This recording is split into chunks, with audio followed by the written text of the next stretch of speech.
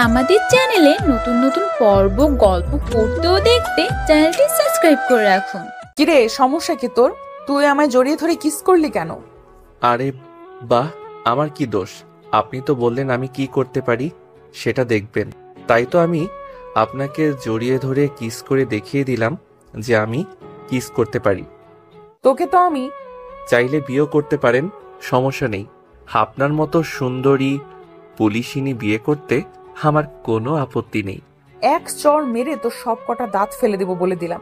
পুলিশের সঙ্গে বেয়াদবি? আমি তো ভেবেছিলাম তুই একটা বদমাইশ, এখন তো দেখছি আজ তো একটা বেয়াদব। সমস্যা নেই, চিন্তা করিস না।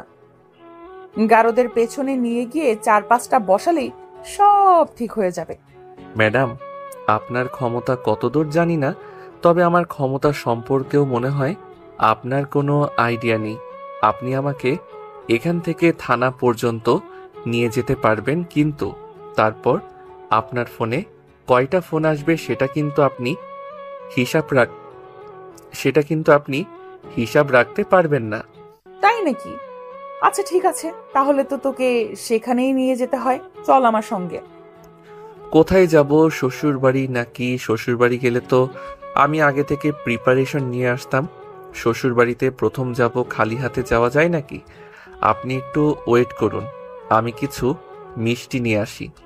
মিষ্টি? আমি তোকে 14 শিকে ভরে ভেতরে তারপর খাওয়াবো। এই, তুই চল আমার সঙ্গে, তারপর তোর কি অবস্থা করি তুই সেটাই দেখতে পারবি। এই কথা বলে নেহা নিলয়কে হ্যান্ডকাপ পরিয়ে সেখান থেকে সোজা থানায় নিয়ে যেতে থাকলো। ভিউয়ার্স, আপনারা গল্পের আগাগোড়া কিছুই বুঝতে পারছেন না, তো চলুন আমি আপনাদেরকে বুঝিয়ে দিই। আমাদের গল্পের নায়ক নীল একটু আগে বাসা থেকে বের হয়ে বন্ধুদের সঙ্গে আড্ডা দিতে চাইছিল। তখনই হঠাৎ তার বাসার সামনে একটা পুলিশের গাড়ি এসে দাঁড়ালো। সে কিছু বুঝে ওঠার আগেই সেখান থেকে একটা মেয়ে পুলিশ বলে উঠল, এটা কি মিস্টার আবির চৌধুরীর বাড়ি? হ্যাঁ, এটা আবির চৌধুরীর বাড়ি, আর আমি তার ছেলে নীল চৌধুরী। আপনি কে, আর এখানেই বা কেন এসেছেন? আমার ড্রেস দেখে নিশ্চয়ই বুঝতে পারছেন আমি কি আর এখানে কেন এসেছি। এবার আপনি এটা বলুন, আপনি আজ ভার্সিটির ক্যাম্পাসের ঝামেলা কেন করেছেন? ও, এই ব্যাপারে কথা বলতে এসেছেন? যাই হোক, আপনি আমার বাসায় চলুন, আমরা বাসায় গিয়ে বসে তারপর কথা বলি। দেখুন, আমি রাস্তায় দাঁড়িয়ে কোনো মেয়ে মানুষ কিংবা অন্য কারোর সঙ্গে কথা বলতে পছন্দ করি না। তাহলে আমার সঙ্গে থানায় চল, তারপর সেখানে গিয়েই তোর সঙ্গে কথা বলি। কারণ একটা ক্রিমিনালের সঙ্গে আমার রাস্তায় দাঁড়িয়ে এত কথা বলতে কোনো ইচ্ছা করছে না। আমি ক্রিমিনাল সেটা আপনাকে কে বলেছে? আর আমাকে আপনার ক্রিমিনাল বলার সাহস হলো কি করে? আপনি জানেন আমি কে? আর কি আমার পরিচয়? তুই তো নিজেই তোর পরিচয় দিয়েছিস, তারপর আবার আমার জানার কি প্রয়োজন আছে? এখন তুই আমার সঙ্গে থানায় চল, তারপর সেখানে গিয়ে আমি আমার পরিচয়টা তোকে দিয়ে দেব। দেখুন ম্যাডাম, ভার্সিটিতে যা হয়েছে সেটা আমাদের বন্ধুদের মধ্যকার ব্যাপার, সেটা আমি মিটিয়ে নেব। তার জন্য আপনার সঙ্গে আমি থানায় যেতে পারবো না। কেসটা যেহেতু আমার হাত পর্যন্ত চলে এসেছে, সেহেতু তোকে থানা পর্যন্ত যেতেই হবে। তা না হলে আমি তোকে ছেড়ে যাচ্ছি না। আরে ম্যাডাম, বললাম তো আমি আপনার সঙ্গে যাব না। আমি এমন কোনো অপরাধ করিনি যার জন্য আমাকে থানা পর্যন্ত যেতে হবে। তাছাড়া যদি করেও থাকি তাহলেও সেটা আমি বাসায় বসে মিটিয়ে নিতে পারবো। তার জন্য থানায় যাবার কোনো প্রয়োজন নেই। তোকে তো আমি বললাম আমি তোকে নিয়ে যেতে এসেছি, তাই আমি তোকে সঙ্গে নিয়ে যাব। তারপর যা হয় সেটা আমি বুঝবো। এখন তুই আমার সঙ্গে চল। এই ম্যাডাম, আপনি কি কানে শুনতে পান না নাকি? আপনাকে আমি কতবার বলেছি আমি যাব না আপনার সঙ্গে থানায়। আমি দেখি আপনি কি করেন। তুই যেতে না চাইলে আমি তোকে তুলে নিয়ে যাব, তারপর আমি দেখি তুই কি করতে পারিস। কথাটা বলে দেরি হলো। নীল নেহাকে জড়িয়ে ধরে কিস করতে দেরি করলো না।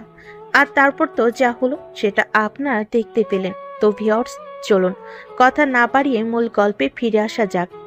আসলে গতকাল আমাদের গল্পের নায়ক নীল সকালবেলা ঘুম থেকে উঠে ভার্সিটিতে যায়। আর ভার্সিটি গিয়ে দেখতে পাই কিছু ছেলে পেলে ভার্সিটির ভিতরে নেশা করছে। আর এটা দেখে তার একদমই সহ্য হলো না, তাই সে সঙ্গে সঙ্গে ওই ছেলেগুলোকে ইচ্ছে মতো মারতে থাকলো। তখনই সেখানে সে ভার্সিটির প্রিন্সিপাল উপস্থিত হয় আর নীলকে বলে, কি ব্যাপার নীল, কি হয়েছে? তুমি ওদের এভাবে মারছো কেন? স্যার, এদের সাহস কি করে হয় ভার্সিটি ক্যাম্পাসে এসে নেশা করার? ওরা জানে না ক্যাম্পাসে সবাই পড়াশোনা করতে আসে। এখানে ওরা কেন নেশা করবে? আর মেয়েদেরকে ওরা অনেক সময় টিজ করে, তাই আমি ওদেরকে একটু উচিত শিক্ষা দিয়েছি। হ্যাঁ, সেটা না হয় বুঝলাম, কিন্তু আমার মনে হয় ওদের সঙ্গে তোমার এভাবে ঝামেলায় যাওয়াটা ঠিক হয়নি। কারণ ওরা প্রায় সময় ভার্সিটি ক্যাম্পাসে এসে নেশা করে, মেয়েদেরকে উত্ত্যক্ত করে। আমি ওদের গার্ডিয়ানের কাছে বিচার দিয়েও কোনো ফল পাইনি, কারণ ওরা নাকি এরকমেরই। আমার মনে হয় তুমি ওদের সঙ্গে ঝামেলা করে একটু ভুলই করে ফেলেছো। স্যার, আমি কখনোই ভুল আর সঠিক চিন্তা করে কোনো কাজ করি না। তাছাড়া আপনার কোন অর্থে মনে হচ্ছে আমি ভুল কিছু করেছি? ওরা ভার্সিটির ক্যাম্পাসে নেশা করবে, এটা কি সঠিক? ভার্সিটিটা তোর বাবার নয় যে এখানে কিছু করতে হলে তোর কাছে কৈফিয়ত দিতে হবে। এখানে আমাদের যা করতে মন চায় আমরা তাই করব। সে তোর ব্যাপারে আমরা কেন তোকে কৈফিয়ত দিতে যাব? আর তোরই বা কি সমস্যা? আমার সমস্যা এটাই যে তবে ভার্সিটিতে এসে কেন নেশা করবে? তোদের দেখা দেখি আরো 5টা ছেলে তোদের সঙ্গে মিশে তারা নেশা করবে কেন? আমরা ভার্সিটিতে এসে মাদকাসক্ত হব? এখানে তো আমরা পড়াশোনা করতেছি, নিজেদেরকে শিক্ষিত করতে আসি। আর সেখানে এসে কেন আমরা নিজেদেরকে ধ্বংসের মুখে ঠেলে দেব? তোর এখন এত ইচ্ছা ভালো হওয়ার, তাহলে তুই কোন প্রাইভেট ভার্সিটিতে পড়াশোনা করিসনি কেন? লোকাল ভার্সিটিতে পড়াশোনা করতে এসেছিস। এখানে যখন তুই পড়াশোনা করতে এসেছিস, তাহলে এখানে যা হয় সব তোকে মুখ বুজে সহ্য করতে হবে। আর তা না হলে তুই এখান থেকে পড়াশোনা ছেড়ে দিয়ে চলে যা, কারণ তুই ভার্সিটির পরিবেশে অভ্যস্ত নস। আমি কিসে অভ্যস্ত আর কিসে অভ্যস্ত নই সেগুলো তোদের তো কোনো সমস্যা হওয়ার কথা নয়। তোরা ক্যাম্পাসে এসে কেন এগুলো করবি? এই বলে নীল ছেলেগুলোকে আবারও মারতে উদ্যত হলো, কিন্তু তখন প্রিন্সিপাল স্যার নীলকে থামিয়ে দিল আর নীল সেখান থেকে চলে গেল। আর তারপরই হয়তো এই ছেলেগুলো থানায় গিয়ে কমপ্লেন করেছে। যাই হোক, এদিকে নেহা নীলকে নিয়ে থানায় পৌঁছালো। আর তখনই হঠাৎ নেহার ফোনে একটা কল আসলো। নেহা, তুমি নীলকে কেন থানায় নিয়ে এসেছো? ওকে এক্ষুনি ছেড়ে দাও। কিন্তু স্যার, ওর নামে থানায় মামলা করা হয়েছে। ও গতকাল ভার্সিটির ক্যাম্পাসে মারধর করেছে, আর ওই ছেলেগুলো আমার কাছে কমপ্লেন করেছে। তাই আমি যদি এর বিরুদ্ধে অ্যাকশন না নেই, তাহলে ওরা তো মনে করবে আমি পয়সার জন্য বিক্রি হয়ে গেছি। তোমাকে আমি এত কিছু চিন্তা করতে বলিনি। তোমাকে আমি যেটা করতে বলেছি তুমি সেটাই করো। তুমি এখনই নীলকে ছেড়ে দাও আর ওকে ওর বাসা পর্যন্ত দিয়ে আসো।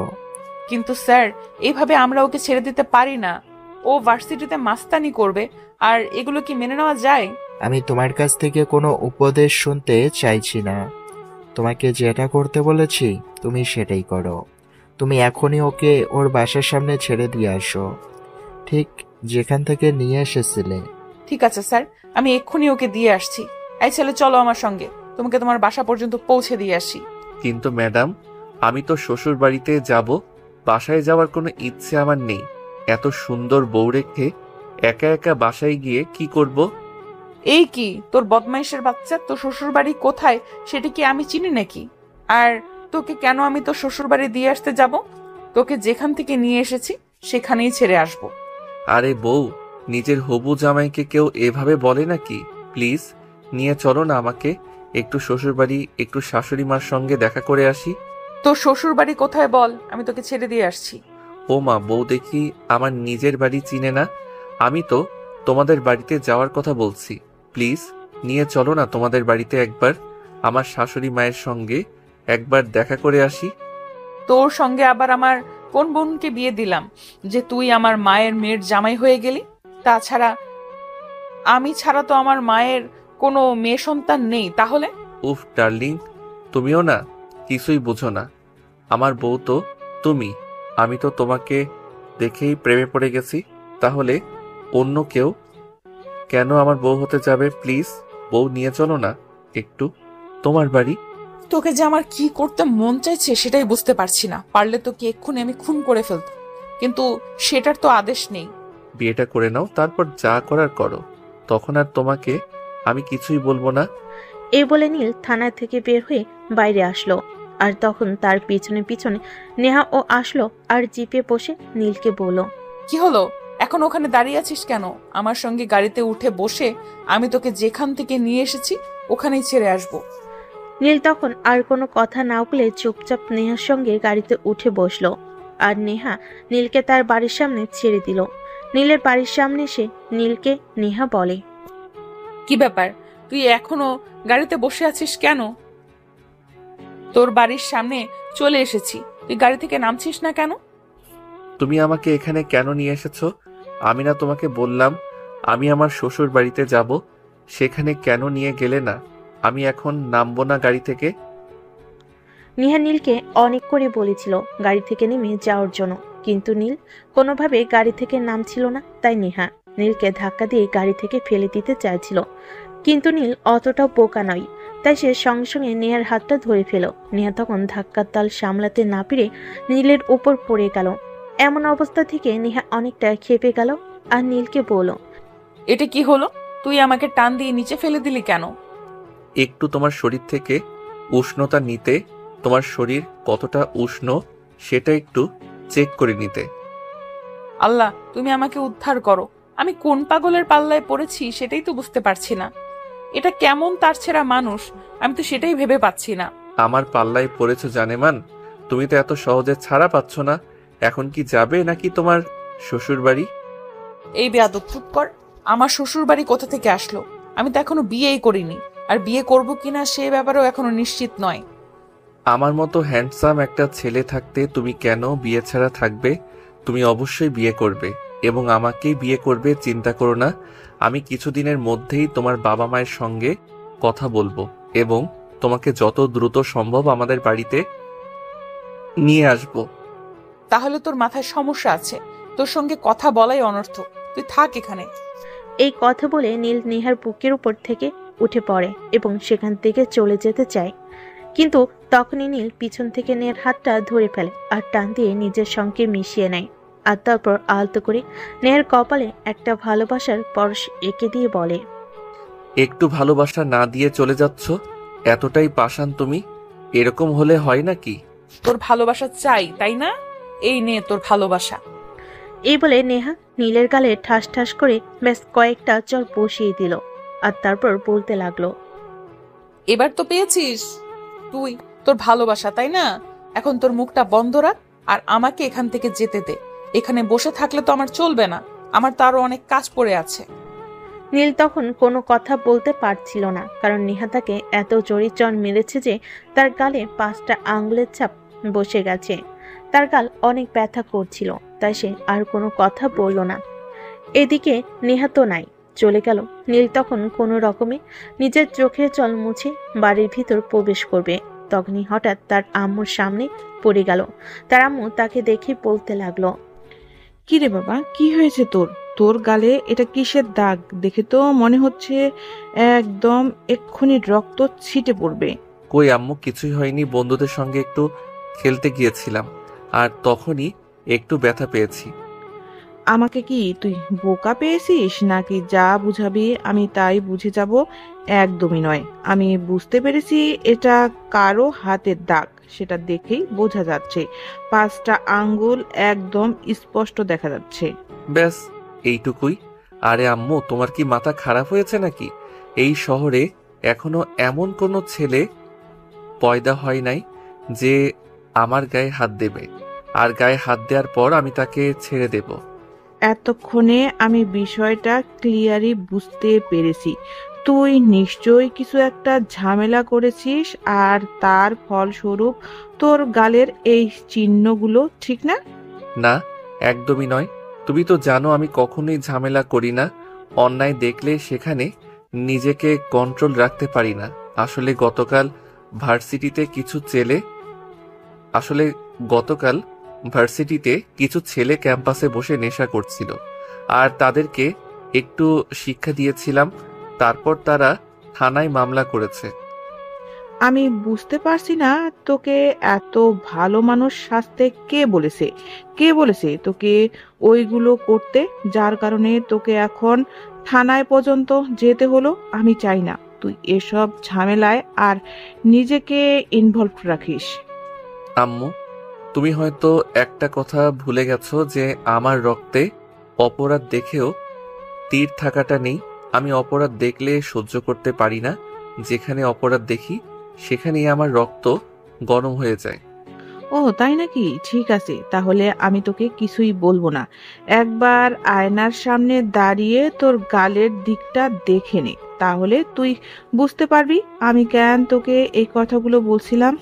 নীল তখন আর কোনো কথা না বলে চুপচাপ নিজের রুমে চলে গেল আর বিছানায় শুয়ে ঘুমিয়ে পড়ল। সে যখন ঘুম থেকে উঠল তখন আনুমানিক রাত 8টার মতো বাজে।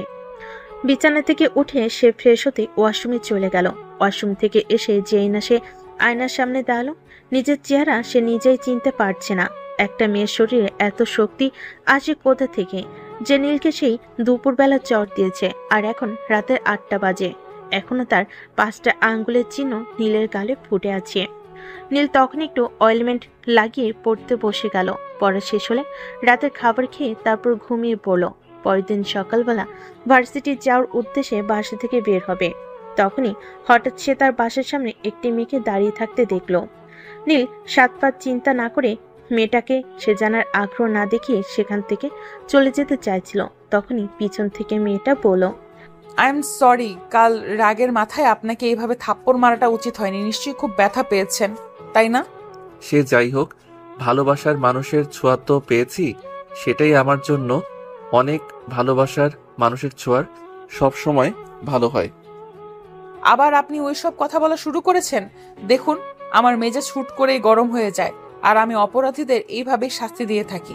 তাই আপনার কথা শুনে মাথা গরম হয়ে গেছিল। আর তারপর বললাম তো ঠিক আছে, কোনো ব্যাপার না। আমার ভার্সিটি লেট হয়ে যাচ্ছে, আমি এখন আসছি। এরপর নেহাকে নীল আর কোনো কথা বলার সুযোগ না দিয়ে বাইকে নিয়ে সোজা ভার্সিটির উদ্দেশ্যে বেরিয়ে পড়ল। ভার্সিটিতে এসে সে দেখতে পেল ওই ছেলেগুলো গেটের সামনে দাঁড়িয়ে আছে। তারা নীলকে দেখে, কি ব্যাপার, কাল নাকি শ্বশুরবাড়ি গিয়েছিলি? তো কেমন জামাই আপ্যায়ন পেলি? আমি তো আপ্যায়ন ভালোই পেয়েছি। এবার তোদের যাওয়ার পালা হবে, তৈরি হয়ে থাক, খুব তাড়াতাড়ি যেতে পারবি শ্বশুর বাড়ি। এই কথা বলে নীল সেখানে আর এক মুহূর্ত না দাঁড়িয়ে সোজা ক্যাম্পাসের ভিতর চলে আসলো। ক্লাসে সে ঢুকতে যাবে, তখনই তার বন্ধু হৃদয়ের সঙ্গে তার দেখা হয়। আর তখনই তার বন্ধু হৃদয় তাকে প্রশ্ন করে, কি রে দোস্ত, কি হয়েছিল কাল? আমি শুনলাম তোকে নাকি পুলিশ স্টেশন যেতে হয়েছিল। আরে আর বলিস না, ওই যে সেদিন ছেলেগুলো নেশা করছিল, ওদের একটু চা নাস্তা খাওয়াইছিলাম, তার জন্যই আর কি। দোস্ত, তোকে আমি কতবার বলেছি ওদের সঙ্গে ঝামেলায় যাস না, তুই তারপরও গেলি। আরে দোস্ত বাদ দে, এসব নিয়ে চিন্তা করিস না, সব ঠিক হয়ে যাবে। এখন বল, তোর কি খবর? এই তো আলহামদুলিল্লাহ ভালো। কাল প্রিয়ার সঙ্গে দেখা করতে গিয়েছিলাম, বেশ ভালোই কেটেছে সময়টা। আচ্ছা, প্রেম করে কি পাস আমি সেটা বুঝতে পারি না। আজ এই মেয়ে তো কাল ওই মেয়ে, একটা মেয়েকে ফিক্সড কর আর ওকে বিয়ে করে নে। দোস্ত, একটা ফুল গড়ে নিয়ে রাখার চাইতে 1000টা ফুলের মতো খাওয়া যে কতটা মজা সেটা তুই বুঝতে পারবি না। আগে একটা প্রেম কর, তারপরে বুঝতে পারবি। হ্যাঁ রে, সেটাই চেষ্টা করছি দোস্ত। কাল যে ইন্সপেক্টর আমাকে অ্যারেস্ট করতে এসেছিল, মেয়েটাকে দেখে আমি একদম প্রেমে পড়ে গেছি। কি বলিস দোস্ত, শেষে কিনা সিনিয়র একটা পুলিশ ইন্সপেক্টরের প্রেমে পড়লি তুই? আমি জাস্ট ভাবতে পারছি না, এই বুঝি ছিল তোর মনে? ভার্সিটিতে কত মেয়েরা তোর পেছনে লাইন মারে, তুই তো তাদেরকে একটুও পাত্তা দিস না, আর শেষে কিনা একটা পুলিশের প্রেমে পড়েছিস। দোস্ত রে, প্রেম ভালোবাসা বলে কয় হয় না, আর যদি সেরকম হতো তাহলে হয়তো আমি কবেই প্রেমে পড়ে যেতাম। কিন্তু বিশ্বাস কর, আমি সত্যি কাল পুলিশ মেয়েটাকে দেখে প্রেমে পড়ে গেছি। আচ্ছা ঠিক আছে, এখন ক্লাসে চল, ক্লাসের টাইম হয়ে গেছে। আর হ্যাঁ, একটা কথা, আজ কিন্তু আবার একটা নতুন মুরগি পটাতে যাব, তুই যাবি নাকি আমার সঙ্গে? না রে দোস্ত, এসব আমার আর ভালো লাগে না।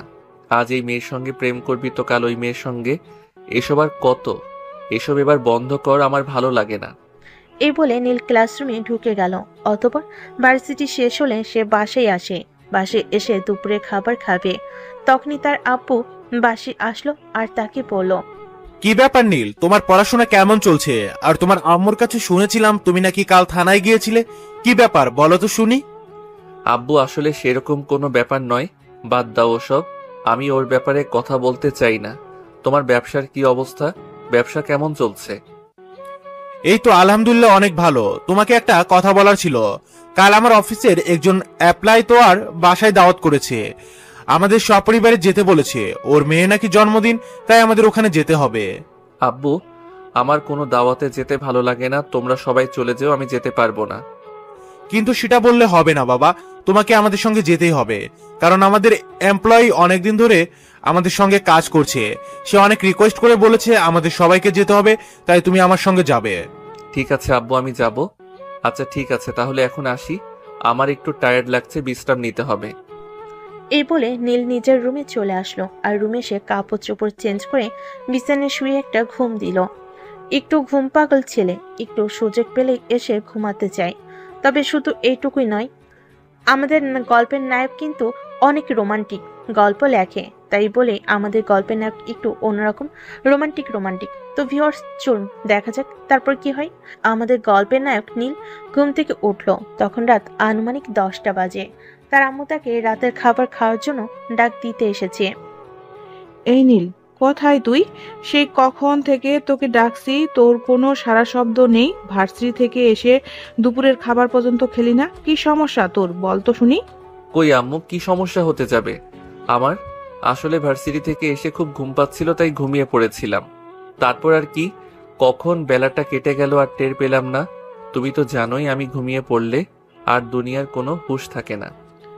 আচ্ছা বাবা, ঠিক আছে, ওইসব কথা বাদ দে।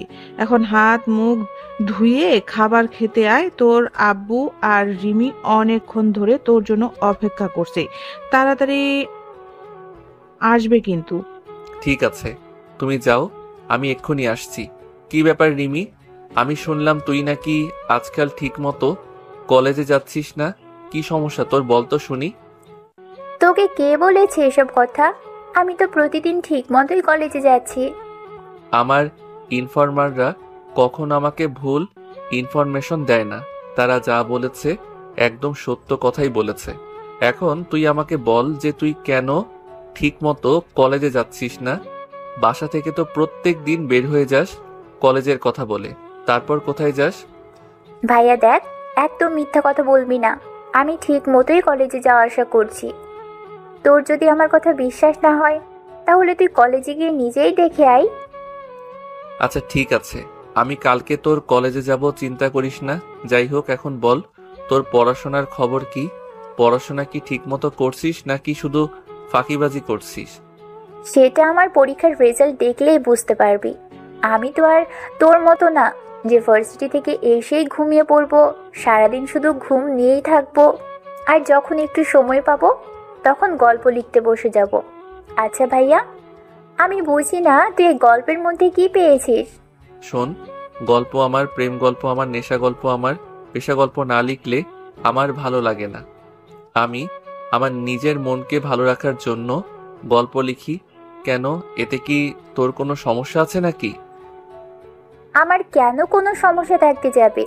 আমি যখনই কলেজে যাই তখনই আমার বন্ধুরা সবাই বলে তোর ভাইয়া তো রোম্যান্টিক গল্প লিখে যে দেখলেই প্রেমে পড়ে যায়। মেয়ে মানুষ প্রেমে পড়বে, এটাই তো স্বাভাবিক। আমার প্রেমে পড়লে সমস্যা কোথায়? তাছাড়া আমি কি দেখতে খারাপ নাকি যে আমার প্রেমে পড়লে ভুল করে ফেলবে?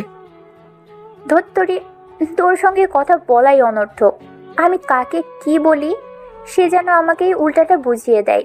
তোর যা ইচ্ছে তুই তাই কর। মন চাইলে 101টা মেয়ের সঙ্গে প্রেম কর, তাতে আমার কোনো সমস্যা নেই। হ্যাঁ, আমি তোকে এতক্ষণ সেটাই বোঝাতে চাইছিলাম, কিন্তু তুই এটা বুঝতে এতটা সময় নিবি সেটা বুঝতে পারিনি। আসলে তোর মাথায় তো গোবর ছাড়া আর কিছুই নেই। এই বলে নীল শয়তানি মার্কা একটা হাসি দিয়ে সেখান থেকে খাওয়া শেষ করে নিজের রুমে চলে গেল। তারপর আর কি, ঘুমটাও হয়ে গেছে।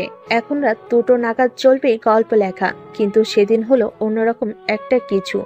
নীল সেদিন একটা গল্প লিখছিল রাগী পুলিশকে নিয়ে, আর সেই গল্প লিখতে লিখতে একদম তার রাত পেরিয়ে সকাল হয়ে গেল।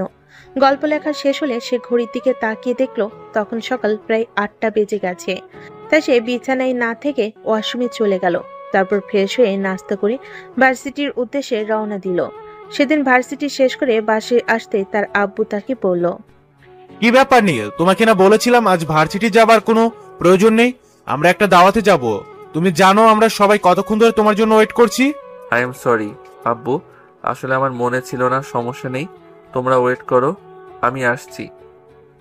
আই এম সরি আব্বু, আসলে আমার মনে ছিল না, সমস্যা নেই, তোমরা একটু ওয়েট করো, আমি এক্ষুনি আসছি। হ্যাঁ সেটাই তো, তুই ভার্সিটিতে গিয়ে ইত্রামি করবি আর সবসময় আমাদেরকে কোনো কাজে লেট করাবি। ঠাস করে কানের নিচে 2টা দিলেই সব ফুটুর ফুটুর বন্ধ হয়ে যাবে। তুই সব সময় এত কথা বলিস কেন বলতো? আমার সঙ্গে তোর কত জন্মের শত্রুতা, বল শুনি।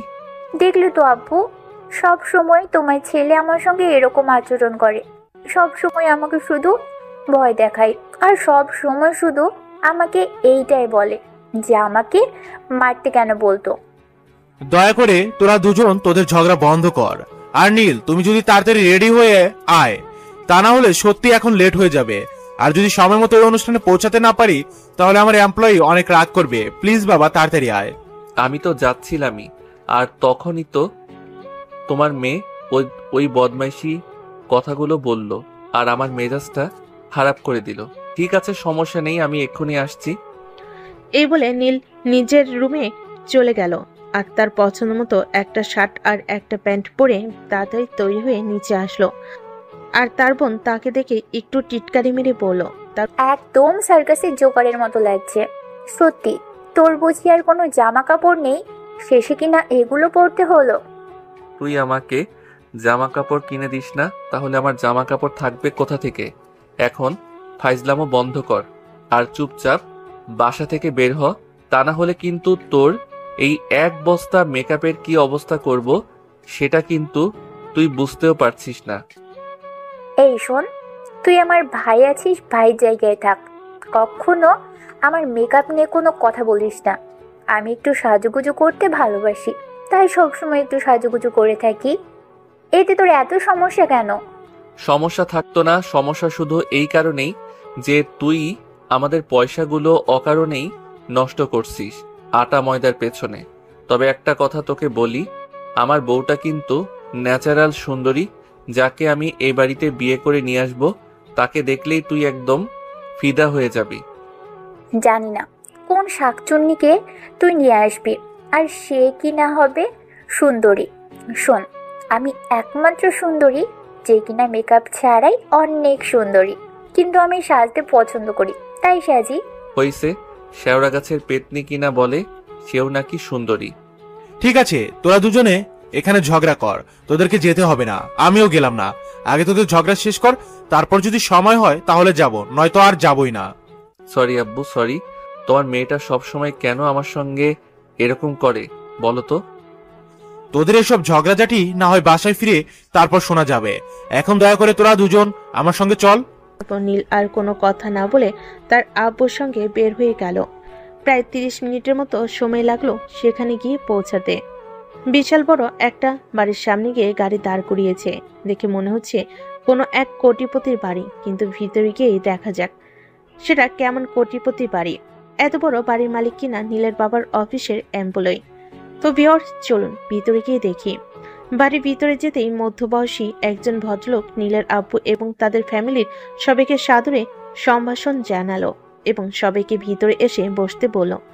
নীল তার আব্বুর পিছনে পিছনে ভিতরে আসলো। হ্যাঁ, বাড়িটাকে চারিদিকে চোখ বুলিয়ে একটু ভালো করেই পড়া শেষ করে নিয়েছিল। তখনই হঠাৎ তার চোখ আটকে গেল একটা দেওয়ালে আটকানো ছবির উপর। নীল তখন ওই ভদ্রলোককে জিজ্ঞাসা করলো, uncle, if you don't mind, may I ask you a question? হ্যাঁ বলো। ওই যে ওয়ালে যে মেয়েটার ছবি আটকানো আছে, ওই মেয়েটাকে? ওটা আমার মেয়ে নেহা, ওরই তো আজকে জন্মদিন। তুমি ওয়েট করো, আমি নেহাকে ডেকে দিচ্ছি। এই বলে নেহার আব্বু নেহাকে ডাকতে থাকলো। নেহা তখন নিজের রুমে বসে তৈরি হচ্ছিল। নিজের রুমে থেকে সে তার আব্বুকে উত্তর দিল। আব্বু, আমি এখনো তৈরি হচ্ছি, তুমি 2 মিনিট ওয়েট করো, আমি 2 মিনিটে আসছি। হ্যাঁ মামনি, তুমি একটু তাড়াতাড়ি আসো। তোমাকে বলছিলাম না, আমার অফিসের বস তার ফ্যামিলি নিয়ে তোমার জন্মদিনের ইনভাইটেশনে আসবে, তারা এসে গেছে, একটু তাড়াতাড়ি আসো। ঠিক আছে আব্বু, আমি এক্ষুনি আসছি। এদিকে ভদ্রলোক নীল আর তার ফ্যামিলি সবাইকে বসতে দিল। আর ঠিক তার 2 মিনিট পর নীল এসে সেখানে উপস্থিত হলো। আর নেহা নীলকে দেখেই বলল, কি ব্যাপার, তুই এখানে কি করছিস? কি ব্যাপার মামনি, তুমি কি নীলকে চেনো নাকি? ক্রিমিনালদের আবার না চিনে কি করে থাকি? ওকে আমি এই কয়েকদিন আগেই একবার থানায় নিয়ে গেছিলাম কোনো একটা কেসের কারণে। কি বলো তুমি? নীল বাবার মতো ছেলেই হয় না, আর তাকে তুমি থানায় নিয়ে গেছিলে? আমার মনে হয় তুমি কোনো ভুল ইনফরমেশন পেয়েছিলে। যাক, বাদ দাও, আমি সেসব কথা এখন মনে করতে চাই না। আমি আমার জন্মদিনের আনন্দটাকে মাটি করতে চাই না। আর হ্যাঁ, এই যে মিস্টার, আপনাকে বলছি, অনুষ্ঠান শেষ হলে চুপচাপ এখান থেকে চলে যাবেন। কোনো গ্যাঞ্জাম করার চেষ্টাও করবেন না, তাহলে কিন্তু খারাপ হবে, এটা আপনাকে আমি বলে দিলাম। ও, আমি এতক্ষণে বুঝতে পেরেছি, তার মানে তুমি সেই ইন্সপেক্টর মেয়ে যে আমার ছেলেকে অ্যারেস্ট করেছিলে। শোনো, তুমি ভুল ইনফরমেশন পেয়েছিলে, আমার ছেলে একদমই এরকম নয়। আমার ছেলেটা যথেষ্ট ভদ্র এবং ভালো একটা ছেলে। আমার ছেলে কখনো কোনো খারাপ কাজ করতেই পারে না। হাই আঙ্কেল, আপনি একদম ঠিক কথাই বলেছেন। আপনার ছেলের কোনো খারাপ কাজ করতে পারে না, শুধু ভার্সিটিতে গিয়ে মারামারি করে। তখন নেহার আপু নেহাকে অনেক রিকোয়েস্ট করে বলে এসব কিছু বন্ধ করার জন্য আর জন্মদিনের অনুষ্ঠান শুরু করার জন্য। নেহা তখন আর কোনো কথা না বাড়িয়ে কেক কাটতে চলে গেল। নেহা কেক কেটে এক একে সবাইকে খাইয়ে দিচ্ছিল। আর তখনই নীলের পালা আসলো, কিন্তু নেহা তাকে কেক না খাইয়ে কেকটা রেখে দিতে চাইছিল। তখনই নীল তার কানে কানে বলল, এই ভুলটা একদম করো না প্রিয়সী। সবাই কিন্তু অলরেডি জেনে গেছে তোমার আর আমার সম্পর্কের কথা। এখন যদি তুমি আমাকে কেক না খাইয়ে দাও, তাহলে কিন্তু আমি সবার সামনেই তোমাকে ওইটা করে দিব। মানে তুই আমাকে আমার বাড়িতে এসে থ্রেট করছিস? এর পরিণাম কি হতে পারে তুই জানিস? পরিণামের কথা চিন্তা করে নীল কখনো কোনো কাজ করে না, সেটা তুমি নিশ্চয়ই এতক্ষণে বুঝতে পেরে গেছো। সো কোনো কথা না বলে আমাকে একটু কেক খাইয়ে দাও, তারপর আমিও তোমায় ভালোবেসে কেক খাইয়ে দেব। উপস্থিত সবাই তখন ওই বিষয়টা খেয়াল করছিল, তাই নেহা আর এই বিষয়টাকে নিয়ে ঝামেলা করলো না। সে নীলকে খাইয়ে দিল আর তারপর সে সেখান থেকে চলে আসলো। তারপর খাওয়া দাওয়ার পরপর শুরু হলো এক একে সবাই খাওয়া দাওয়া শেষ করে নিজেদের বাড়িতে চলে যাচ্ছিল। অপরদিকে নেহা কেক কাটা শেষ হলে নিজেদের রুমে চলে এসেছিল আর তার নিচে যেতে ইচ্ছে করছিল না। তখনই হঠাৎ তার রুমের দরজায় সে কারোর গলার আওয়াজ শুনতে পেল। এক্সকিউজ মি ম্যাডাম, আমি কি ভিতরে আসতে পারি? তুই তুই এখানে কেন এসেছিস? তোকে না আমি বলেছিলাম অনুষ্ঠান শেষ হলে সোজা বাড়ি চলে যাবি, কিন্তু তুই এখানে কেন এসেছিস? এখানে আবার নতুন করে কোনো সিন ক্রিয়েট করবি না বলে দিলাম। আরে ডার্লিং, তুমি আমার সঙ্গে এভাবে কেন কথা বলছো? আমি তোমার সঙ্গে কেন কোনো সিন ক্রিয়েট করতে যাব? তুমি আমার 10টা না 5টা না, একটা মাত্র লক্ষ্মীমন্তর বউ। তোমার সঙ্গে কি আমি কোনো সিন ক্রিয়েট করতে পারি? একটু তোমার আদর নিতে এলাম, তারপরে চলে যাব। কি বললি তুই? আমি শুনতে পাইনি, আরেকটা বার বলতো শুনি। দাঁড়াও, আমি মাইক্রোফোনটা নিয়ে আসি, তারপর মাইক্রোফোনে বলি যাতে বাকি সবাই শুনতে পারে। এই বলে নীল রুম থেকে বের হয়ে নিচে চলে যেতে চাইছিল। তখনই নেহা পিছন থেকে তার হাতটা ধরে ফেলে আর নীল তখনই সুযোগ বুঝে নেহাকে নিজের বুকের সঙ্গে মিশিয়ে নিল আর নেহার 2 ঠোঁটে নিজের ঠোঁট ডুবিয়ে দিল। পাক্কা 5 মিনিট পর ছেড়ে দিয়ে বলল, এটা কোন ব্র্যান্ডের লিপস্টিক? এটা একটু অন্যরকম মিষ্টি লাগে। তোর সাহস দেখে আমি অবাক না হয়ে আর পারলাম না। তুই আমার বাড়িতে এসে আমাকে কিস করলি? অসভ্যই তোর, লুচ্চা বদমাস কোথাকার। তোমার শ্বশুর বাড়ির গো বউ, তোমার শ্বশুর শাশুড়ির একমাত্র আদরের ছেলে। যাই হোক বউ, তোমার ওই নরম হাতে গরম গরম ভালোবাসা খেতে কিন্তু বেশ লাগে। এই আমি আবার কবে তোর বউ হলাম? আমি কবে তোকে বিয়ে করেছি? এসব ফাজলামো বন্ধ কর, তা না হলে কিন্তু খারাপ কিছু হয়ে যাবে বলে দিলাম। বললাম তো, আমাকে এসব ভয় দেখিয়ে কোনো লাভ হবে না, বিকজ আমি যাকে ভালোবাসি তাকে আমি আমার করে নেব, সেটা যেভাবেই হোক আর যে কোনো পরিস্থিতিতেই হোক। তুই এখন এখান থেকে যাবি নাকি যাবি না, আমি সেটাই বলছি। আরে বউ, তুমি এভাবে কেন বলছো? থুক্কু হবু বউ, বলেই তো যাব। শ্বশুর বাড়িতে ঘর জামাই থাকবো নাকি? আমার বাবার তো অনেক সহায় সম্পত্তি আছে, এত কিছু রেখে আমি কেন শ্বশুর বাড়িতে ঘর জামাই থাকতে যাব? আচ্ছা বউ, আমাকে একটা কথা বলো তো, তোমার বাবা তো আমার বাবার অফিসের সামান্য একজন এমপ্লয়ি, তাহলে তোমাদের এত বড় বাড়ির পিছনের রহস্যটা কি? একটা সময় আমার বাবার নিজের একটা অফিস ছিল, নিজের ব্যবসা করত, কিন্তু কোনো একটা কারণে ওটা বন্ধ হয়ে গেছে। তাই আমার বাবাকে বাধ্য হয়ে তোর বাবার অফিসে চাকরি নিতে হয়েছে। এবার নিশ্চয়ই বুঝতে পেরেছিস। তবে একটা কথা মনে রেখো, আমি পুলিশের চাকরি করি বলে এটা ভাবছি না যে আমি কালো টাকায় সম্পদের পাহাড় গড়েছি। এটা কিন্তু আমার বাপের অনেক কষ্টের টাকায় করা রাজপ্রাসাদ। ও আচ্ছা, এই ব্যাপার। ঠিক আছে, বুঝতে পেরেছি। আজ তাহলে আসি। তবে একটা কথা মনে রেখো, আমি কিন্তু আবার আসবো। তুই আবার কেন এখানে আসবি? আমার বউটাকে দেখতে। আমার বউটা ভালো আছে নাকি খারাপ আছে সেই ব্যাপারে আমাকে খোঁজ খবর নিতে হবে না নাকি?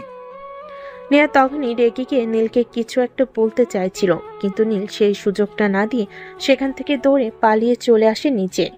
আসতে তার বোন তাকে বলল, কি রে, বাসর করতে গিয়েছিলি নাকি? একটা চটকানা মেরে তোর সবকটা দাঁত ফেলে দেব বলে দিলাম। নিজের বড় ভাইকে এসব কথা বলতে তোর একটু লজ্জা করে না? আমার কেন লজ্জা করতে যাবে? তুই যদি বিয়ের আগেই তোর বউয়ের রুমে গিয়ে দরজা বন্ধ করে ইটিস পিটিস করতে পারিস, আমি বলতে গেলে কেন আমার লজ্জা লাগবে? একদম মিথ্যা কথা বলবি না। আমি আমার বউয়ের রুমে গিয়েছি ঠিকই, কিন্তু একটু দরজা বন্ধ করিনি, কারণ আমি চাইছিলাম কেউ এই ব্যাপারটা দেখুক আর আমাদের বিষয়ে একটু কথা বলে বিষয়টাকে একটু আগিয়ে নিয়ে যাক। কিন্তু কবি, দুর্ভাগ্যের বিষয় যে সবাই এদিকে অনুষ্ঠান নিয়ে ব্যস্ত ছিল, সেদিকে কেউ খেয়ালই করেনি। যাই হোক, বউ কেমন আদর দিয়েছে তোকে? এই যে গালে, একটু ভালোভাবে খেয়াল করলেই দেখতে পাবি হাতের 5টা আঙুলের দাগ বসে গেছে, বুঝলি? এবার বুঝ তোর বউ তোকে কেমন ভালোবাসে। একদম ফাইজলামো করবি না বলে দিলাম, তাহলে কিন্তু তোর কপালে খারাপই আছে। আমার বউ আমাকে অনেক ভালোবাসে, কিন্তু সবার সামনে সেটা প্রকাশ করে না। আর একটা কথা তো জানিস, মেয়েদের বুক ফাটে তো মুখ ফোটে না। আমার বউ আমায় ভালোবাসে, কিন্তু সেটা মুখ ফুটে বলতে পারে না। নেহা তখন মুখটাকে ভেঙচি মেরে সেখান থেকে চলে গেল। আর তারপর খাওয়া দাওয়া শেষ হলে নীল আর তার ফ্যামিলির সবাই নেহার আব্বুর থেকে বিদায় নিয়ে বাড়ি আসার জন্য রওনা দিল। আজ তাহলে আমরা আসি। সত্যি আপনারা এত ভালো আপ্যায়ন করেছেন, আমরা অনেক মুগ্ধ হয়েছি। ধন্যবাদ স্যার, আপনাদেরকে অসংখ্য ধন্যবাদ। আমি তো ভেবেছিলাম আপনারা আসবেন না, কিন্তু আমার মতো সাধারণ একজন এমপ্লয়ের ইনভাইটেশনে আপনারা আসবেন সেটা আমি সত্যি ভাবতে পারিনি। এত ভাবার কিছুই নেই, এখন থেকে প্রায়ই আসবো আপনাদের বাড়িতে। সত্যি তোমরা আসলে আমি অনেক খুশি হব। জানো, একটা সময় ছিল যখন আমার সবকিছু ছিল, তখন আমার বন্ধু বান্ধবের অভাব ছিল না, কিন্তু যখন থেকে আমি ব্যবসায়ীর লোকসান খেয়ে ব্যবসাটা ছেড়ে দিলাম আর তোমাদের অফিসে চাকরিটা নিলাম, তখন থেকে আমার বন্ধু বান্ধব সব কোথায় যেন উদাও হয়ে গেল। আপনি চিন্তা করবেন না, আমরা আছি আপনার পাশে। আমরা সব সময় আপনার পাশে থাকব। আর একটা কথা, আমি সত্যি বলছি, আমি কিন্তু প্রায়ই আপনাদের এখানে আসব। ঠিক আছে বাবা, তুমি এসো, আমার বাড়ির দরজা সবসময় তোমার জন্য খোলা থাকবে। ঠিক আছে শ্বশুর আব্বা, আসি তাহলে। হ্যাঁ এসো, কিন্তু তুমি কি জানি বললে, আমি বুঝতে পারলাম না। কই না তো, কিছুই বলিনি, বললাম আসি, অন্য একদিন দেখা হবে। হ্যাঁ আমরা আসি। আর হ্যাঁ, আপনাকে একটা কথা বলছি, আগামী মাসে কিন্তু আমার ছেলেরও জন্মদিন আছে। তখন কিন্তু আমরা বিশাল অ্যারেঞ্জমেন্ট করে একটা পার্টি করব। সেখানে কিন্তু আপনারা সপরিবারে যেতে হবে, এই যেমন আমরা আসলাম ঠিক তেমন করে। ঠিক আছে স্যার, আপনি ইনভাইট করবেন আর আমরা যাব না এমনটা হতে পারে নাকি?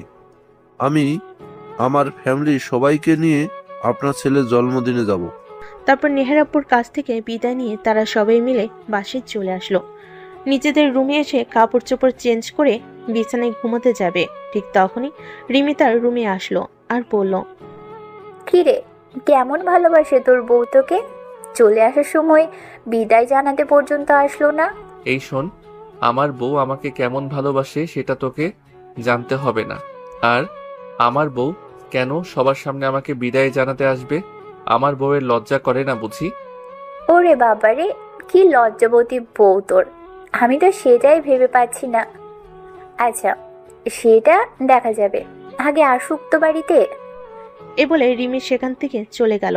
আর এদিকে নীল বিছানায় শুয়ে ঘুমিয়ে পড়ল। এরপর চলে গেল 1 মাসের বেশি সময়। দেখতে দেখতে নীলের জন্মদিন চলে আসলো। নীলের বাবা অনেক বড় করে একটা পার্টির আয়োজন করেছে, আর সেখানে নেহার ফ্যামিলিকে ইনভাইট করা হয়েছে। তাছাড়া শহরের গণ্যমান্য ব্যক্তি থেকে শুরু করে অনেকে ইনভাইট করা হয়েছে। নেহা, তোমাকে বলছিলাম না আমাদের অফিসের এমডি স্যার ওনার ছেলের জন্মদিনে আমাদেরকে সপরিবারে ইনভাইট করেছে, সেখানে যেতে হবে। তুমি আম্মু আর রিয়াকে নিয়ে চলে যাও, আমি যেতে পারবো না। আমার অফিসের একটা কাজ আছে, আমাকে সেটা করতে হবে। তোমার অফিসের কাজ তুমি পরে করবে। এমডি স্যার আমাদের দাওয়াত দিয়েছেন, মানে তুমি বুঝতে পারছো? ওনার ছেলের জন্মদিন বলো কথা। তোমার জন্মদিনে ওনাদেরকে ইনভাইট করেছিলাম, ওনারা আসবে সেটা আমি আশা করিনি, তারপর ওনারা এসেছেন। আর এখন ওনার ছেলের জন্মদিনে আমাদেরকে ইনভাইট করছে, সেখানে না গেলে মনে হয় আমার চাকরিটাও থাকবে না। তোমাকে তো আমি বলেছি তুমি চাকরিটা ছেড়ে দাও। এখন আমি চাকরি করছি, মোটামুটি ভালো টাকার মাইনে পাই, সেটা দিয়ে আমাদের সংসার ভালো করে চলে যাবে। শুধু সংসার খরচ চললে হবে না রে মা, তোরা 2টা বোন, তোদের ভবিষ্যৎ বলেও তো একটা কথা আছে। আজ যদি তুমি ছেলে হতি তাহলে হয়তো আমাকে এত চিন্তা করতে হতো না, কিন্তু ব্যবসায়ী লোকসান খেয়ে আমাদের যা ছিল সবকিছুই তো শেষ হয়ে গেছে। এখন তো তোদের ভবিষ্যৎ নিয়ে আমাকেই ভাবতে হবে। আচ্ছা ঠিক আছে, আমাকে এত কথা শোনাতে হবে না, তোমরা ওয়েট করো, আমি আসছি। এই কথা বলে নেহা নিজেদের রুমে চলে গেল। আর তারপর রেডি হয়ে নিচে চলে আসলো, আর ফ্যামিলির সবাইকে নিয়ে নীলের বাড়ির উদ্দেশ্যে রওনা দিল। অপরদিকে নীল অনেকক্ষণ ধরেই অপেক্ষা করছিল নেহা কখন আসবে, কখন সে নেহাকে দেখবে। তার অপেক্ষা যেন আর শেষই হচ্ছিল না। সে তখনই তার আব্বু সেখানে আসলো, আর তাকে এরকম চিন্তিত দেখে প্রশ্ন করলো, কি ব্যাপার নীল, কি হয়েছে? আজ তোমার জন্মদিন, যেখানে তোমার অনেক খুশি থাকার কথা, আর সেখানে তুমি এরকম চিন্তিত কেন? কিছু কি হয়েছে? না আব্বু, সেরকম কিছু নয়। আসলে তুমি না তোমার অফিসের ওই এমপ্লয়িকে ইনভাইট করেছিলে, যার মেয়ের জন্মদিনে আমরা গিয়েছিলাম, তারা আসেনি কেন? তারা আসবে, আমি একটু আগেও তাদেরকে ফোন করেছিলাম। তারা বললো এইমাত্র বাড়ি থেকে বের হয়েছে, এই তো হয়তো 10-15 মিনিটের মধ্যেই পৌঁছে যাবে। আচ্ছা ঠিক আছে। আসলে আমার অনেক বন্ধু বান্ধবকে ইনভাইট করেছিলাম, তাদের মধ্যে অনেকেই এসেছে আর অনেকেই আসেনি, তাই একটু টেনশনে আছি ওরা আসবে কিনা তাই।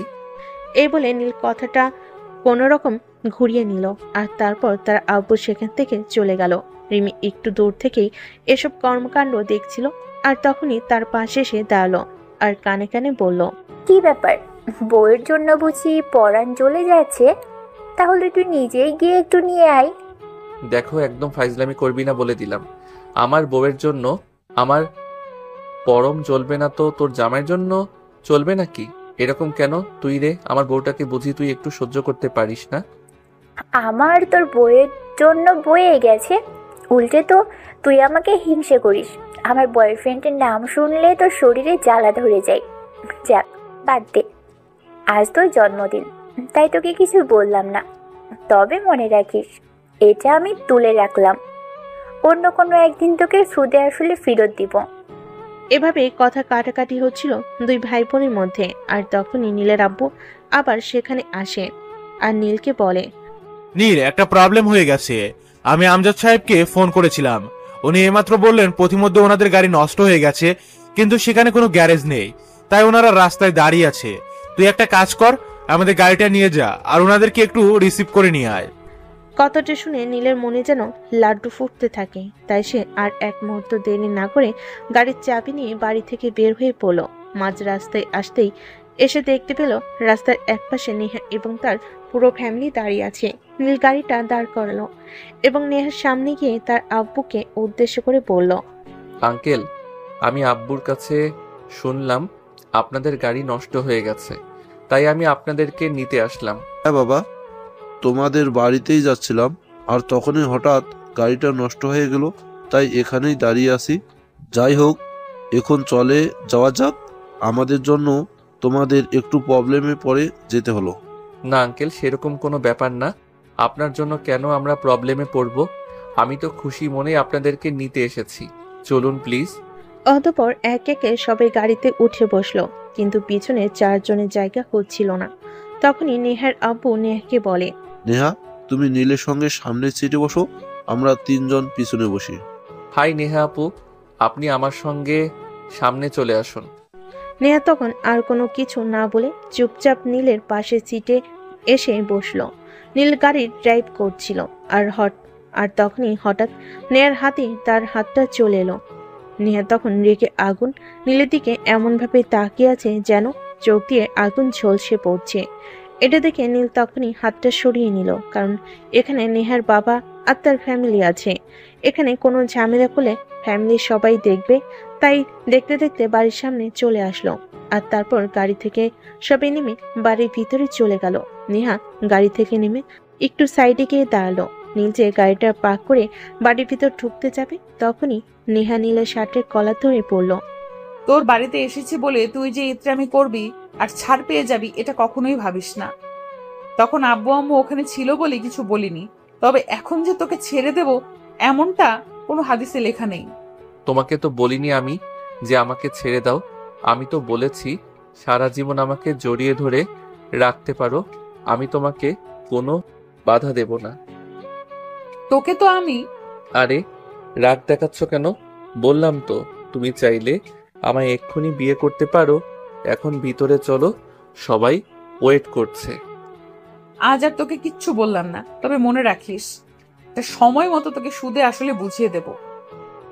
তখনই পাশ থেকে একটা শয়তানি মার্কা হাসি দিয়ে রিমি বলে উঠল, ভাবি, আমার এই ভাইয়াটাকে সোজা করতে হলে না তোমাকে আরো একবার জন্ম নিতে হবে। এই ওয়েট, তুমি ভাবি কাকে বলছো? ওরে বাবা রে বাবা, বিয়ের আগেই শ্বশুর বাড়ি চলে আসতে পেরেছো, আর আমি ভাবি বলেছি, তাতেই এত সমস্যা? ঠিক আছে, বলবো না, যাচ্ছি আমি। এই বলে 32টা দাঁত বের করে একটা হাসি মেরে রিমি সেখান থেকে চলে গেল। তখনই নেহা নিজের চোখ দুটোকে আগুনে নাই লাল করে নীলের দিকে তাকিয়ে বলল, নিজে তো ছাগলের 3 নাম্বার বাচ্চার মতো সারাক্ষণ ভ্যা করিস, আর সেই সঙ্গে নিজের বোনটাকেও লেলিয়ে দিয়েছিস। এর পরিণাম কি হতে পারে সেটা একবার চিন্তা করে দেখেছিস? উফ ম্যাডাম, সব সময় শুধু পরিণাম নিয়ে কেন এত চিন্তা করেন? আমি তো বলেছি নীল কখনো পরিণাম চিন্তা করে কোনো কাজ করি না। তাছাড়া নীলের বাবার আর্থিক অবস্থা এতটাও খারাপ নয় যে তাকে সব সময় পরিণামের কথা চিন্তা করতে হবে। এখন আসুন তো ভিতরে, তা না হলে আবার সবাই মনে করবে বিয়ের আগেই শ্বশুরবাড়ি এসে ওইসব করে নিচ্ছেন।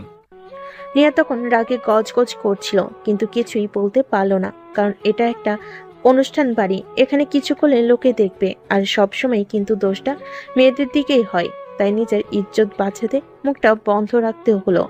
জন্মদিনের অনুষ্ঠান শেষ হলে নেহার পরিবার খাওয়া দাওয়া করে বাড়ি চলে আসবে। তখনই রিমি পিছন থেকে নেহাকে বলে, ভাবি, চলে গেছো?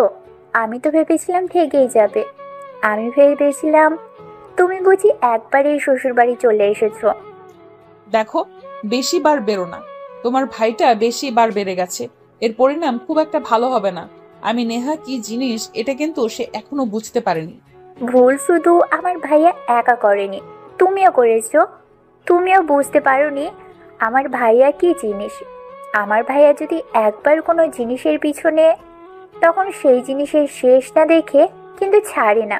এইটা তোমার মাথায় রাখা উচিত ছিল। এই কথা শুনে নেহা আর কোনো উত্তর না দিয়ে সেখান থেকে বের হয়ে চলে গেল। আর এরপর চলে গেল আরো বেশ কয়েকটা মাস। এদিকে নীলের অনার্স ফাইনাল ইয়ারের পরীক্ষা শুরু হতে চলেছে। 1 সপ্তাহ পরেই নীলের অনার্স ফাইনাল ইয়ারের পরীক্ষা। সেদিন নেহা বেলকুনিতে বসে রাতের বেলায় একটা গল্পের বই পড়ছিল। তখনই হঠাৎ সে দেখতে পেল বেলকুনির পাইপে কেউ একজন উপরে উঠে আসছে। সে অনেকটা ভয় পেয়ে গেল।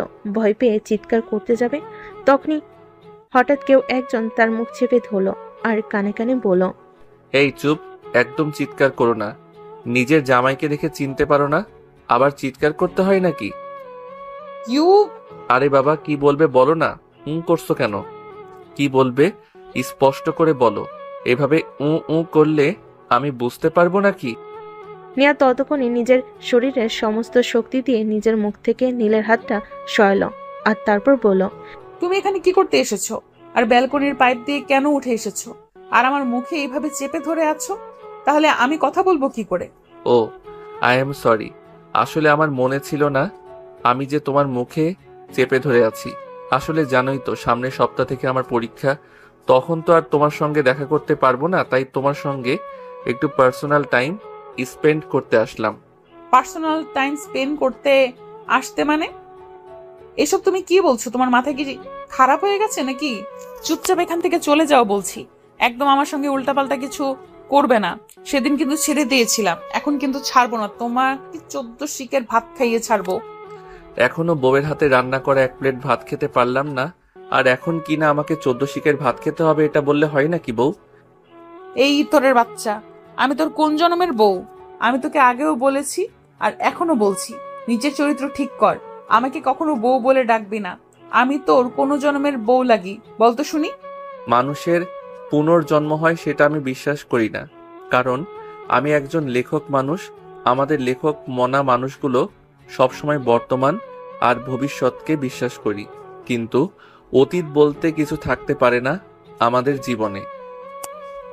কেন থাকতে পারে না অতীত বলতে কিছু? পুনর্জন্ম হয় না, সেটা তোকে কে বলেছে? কেউ আমাকে বলেনি, তবে আমি বিশ্বাস করি।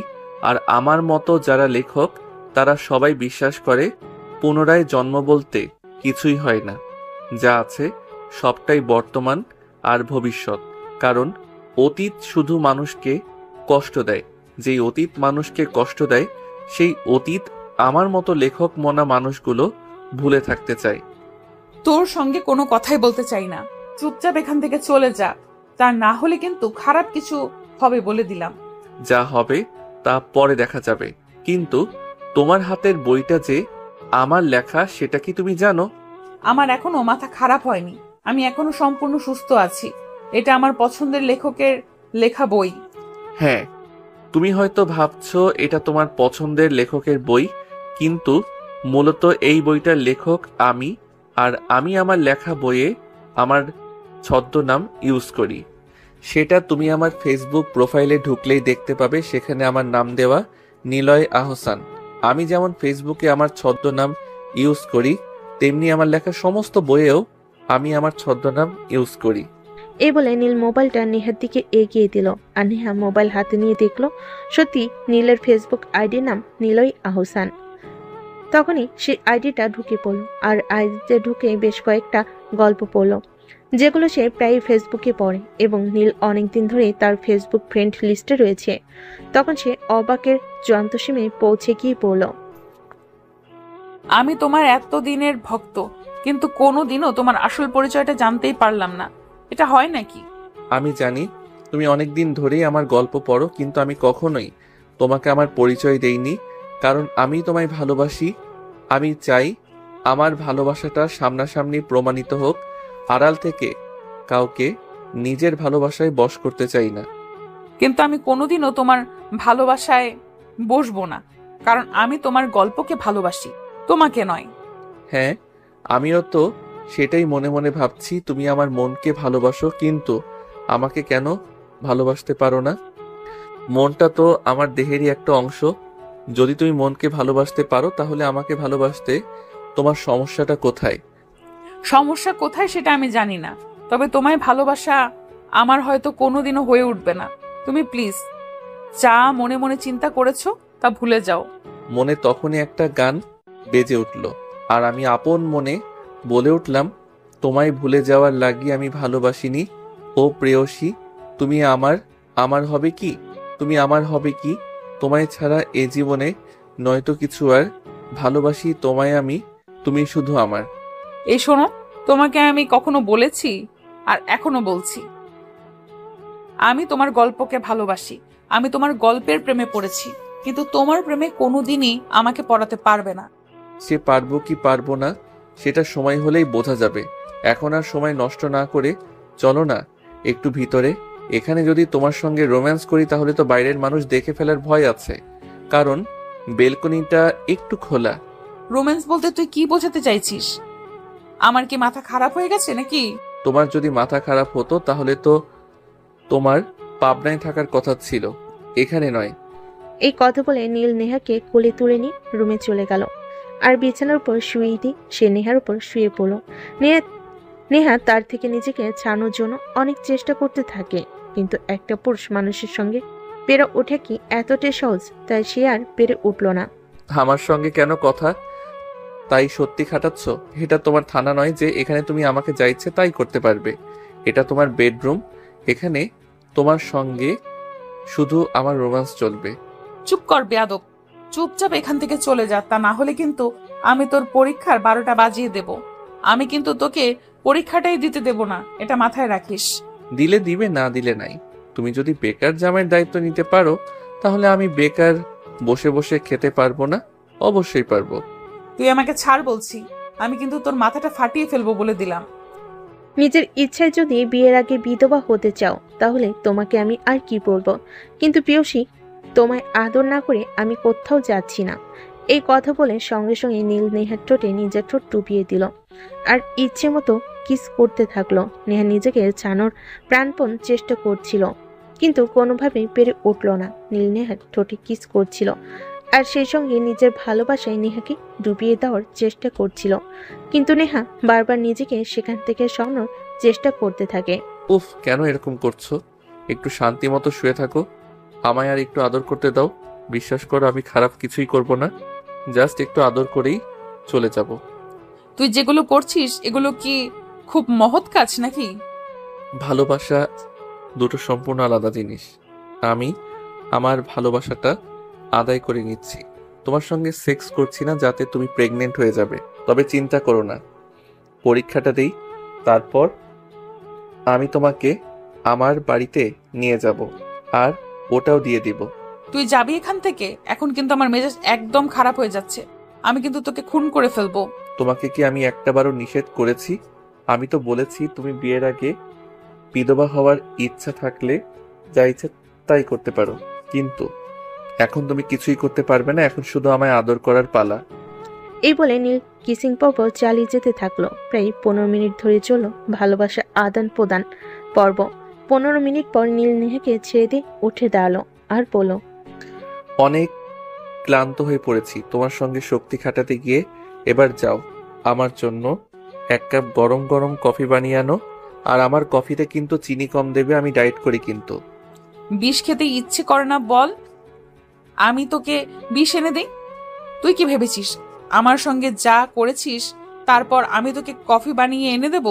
সমস্যা নেই, তোমাকে এনে দিতে হবে না, আমি নিজেই বানিয়ে নিচ্ছি। লোকে যা বলবে বলুক, আমি লোকের কথা পরোয়া করি না। এই তো বলবে, এর আগেই শ্বশুরবাড়িতে এসে রান্না করে খাচ্ছি, আমার সমস্যা নেই। এই বলে নীল রুম থেকে বের হয়ে রান্নাঘরের দিকে চলে যাবে। তখনই নেহা তাকে টান দিয়ে রুমের ভিতর নিয়ে আসে আর দরজা বন্ধ করে দেয়। কি হলো, দরজা বন্ধ করলে কেন? ওইটা করবে নাকি? এর আগে কি মা হওয়ার ইচ্ছা আছে নাকি? চুপ কর তুই, এখন আমার রুম থেকে বের হয়ে যাবি। এটা যদি কেউ দেখতে পারে তখন কি হবে সেটা তুই ভেবে দেখেছিস? বললাম তো এত কিছু চিন্তা আমি করি না। তোমাকে বললাম কফি বানিয়ে এনে দিতে, তুমি যখন বললে পারবে না তখন তো আমাকে নিজেকেই বানিয়ে নিয়ে খেতে হবে। কারণ আমার যখন কোনো একটার উপর নেশা থাকে কিছু, তখন আমি আর নিজেকে কন্ট্রোল রাখতে পারি না। আচ্ছা ঠিক আছে, তুই এখানে বস, আমি তোর জন্য কফি বানিয়ে নিয়ে আসছি। এই বলে নেহা নিজের কাপড় চোপড় আর চুলগুলো ঠিক করে তারপর রান্নাঘরে চলে গেল। এই অসময়ে তাকে রান্না করতে দেখে তার আম্মু বলল, কি ব্যাপার নেহা, তোকে তো কখনোই আমি এই অসময়ে রান্নাঘরে আসতে দেখি না। কি সমস্যা, কিছু হয়েছে নাকি?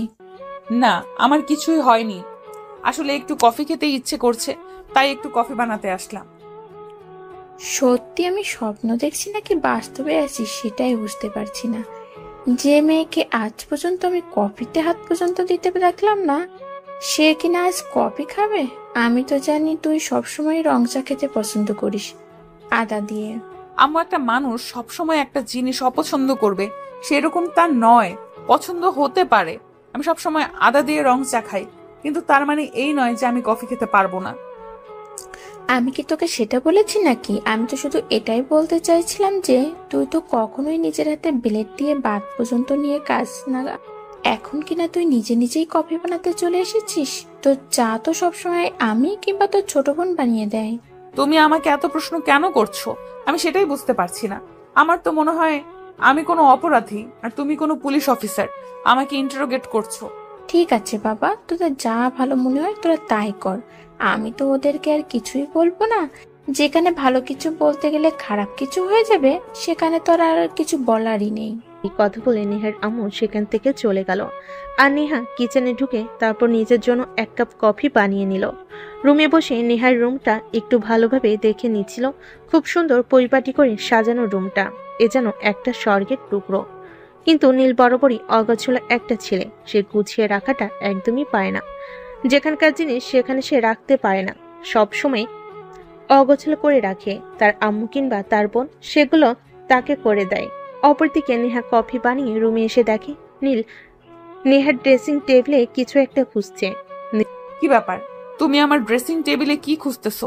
তুমি কি কোনো গোয়েন্দা নাকি? আমার বাড়িতে গোয়েন্দাগিরি করতে এসেছো? আরে না, সেরকমটা কেন হবে? আমার বউটা কতটা সাজুগুজু পছন্দ করে সেটাই দেখছিলাম একটু খুঁচিয়ে খুঁচিয়ে। আসলে আমি সাজুগুজু করা মেয়েদের একদমই পছন্দ করি না। আমি চাই আমার বউ ন্যাচারাল সুন্দরী হোক আর সবসময় প্রাকৃতিকভাবেই সুন্দর হয়ে থাকুক। এই শোনো, আমি না পুলিশে চাকরি করি, আর আমার না সব সময় ওই আটা ময়দা মাখার সময় হয়ে ওঠে না। তাই আমি সব সময় সিম্পলি থাকা পছন্দ করি। কিন্তু তার মানে এই নয় যে আমি পছন্দ করি না মেয়ে মানেই সাজুগুজু পছন্দ করে। আর একটা কথা, মেয়ে মানুষ শাড়ি চুড়ি গহনা এগুলো যতটা পছন্দ করে, নিজের স্বামীকেও ততটা পছন্দ করে না। এটা তোমার জেনে রাখা উচিত। ও আচ্ছা, এই ব্যাপার তাহলে। আচ্ছা ঠিক আছে, সমস্যা নেই। তুমি যদি সাজগোজ করতে চাও তাহলে আমি তোমায় সব এনে দেব, কিন্তু সাজগোজ করে রুমের মধ্যেই থাকতে হবে, বাইরে কিন্তু যাওয়া যাবে না। কারণ তোমার সৌন্দর্য উপভোগ করতে হলে শুধু আমি করব, বাইরের ছেলেদের তোমার সৌন্দর্য উপভোগ করতে আমি কখনোই দেব না। এই শোন, তোর এসব উগান্ডা মার্কা প্রশ্ন শুনতে শুনতে আমার মাথাটা একদম খারাপ হয়ে গেছে। এনে তোর কফি আর খেয়ে আমায় উদ্ধার কর। উফ বউ, তুমি এভাবে কেন বলছো? আমাকে একটু ভালোবেসে আদর করে বলতে পারো না? হাজার হোক আমি তোমার একটা মাত্র জামাই, জামাইয়ের সঙ্গে কেউ এভাবে কথা বলে? তোর জামাইয়ের গুষ্টি কিলাই ভাই, তুই কফিটা খেয়ে এখান থেকে যা বলছি। নীল তখন বুঝতে পারে নেহা অনেকটাই রেগে গেছে, আর সে যা করেছে তা অনেকটাই বেশি হয়ে যাচ্ছে। তাই আর কোনো কথা না বলে চুপচাপ কফিটা খেয়ে নিল। আর তারপর নেহার কাছ থেকে বিদায় নিয়ে চলে যাচ্ছিল। বারান্দার পাইপ বেয়ে নিচে নামতে যাবে, তখন সে নেহার দিকে তাকিয়ে বলল, বউ, তোমার হাতে বানানো কফিটা ঠিক তোমার মতোই সুন্দর হয়েছিল। চিন্তা করো না, আমি কিন্তু মাঝে মাঝেই তোমার হাতে বানানো কফি খেতে আসবো। আর আমি সেই গরম কফি বানিয়ে তোর মাথায় ঢালবো। বুঝতে পেরেছিস এখন? যা এখান থেকে। নীল তখন আর কোনো কথা না বলে চুপচাপ সেখান থেকে নেমে চলে আসলো। তারপর চলে গেল দেখতে দেখতে 1 মাস। নীলের অনার্স ফাইনাল ইয়ারের পরীক্ষা শেষ হয়েছে। এখন আর আপাতত তার হাতে কোনো কাজ নেই। তাই একদিন তার বাবা তাকে বলল, তোমার পরীক্ষা শেষ হয়েছে, রেজাল্ট দিতে এখনো অনেক বাকি আছে। সারাদিন তো বাসায় বসে থাকো, তাই আমি চাইছি তুমি এখন থেকে অফিসে জয়েন করো, অফিসের টুকটাক কাজগুলো বুঝে নাও। তোমার কি মাথা খারাপ হয়ে গেছে নাকি? তুমি আমার ছেলেটাকে এখনই অফিসে জয়েন করতে বলছো? আমার ছেলেটাকে নিজের জীবনটা নিজের মতো করে একটু উপভোগ করতে দাও। পড়াশোনা শেষ করেছে সবে মাত্র। এই কয়টা দিন নিজেকে একটু সময় দিতে দাও। একটু ঘোরাঘুরি করুক, বন্ধুদের সঙ্গে সময় কাটাক।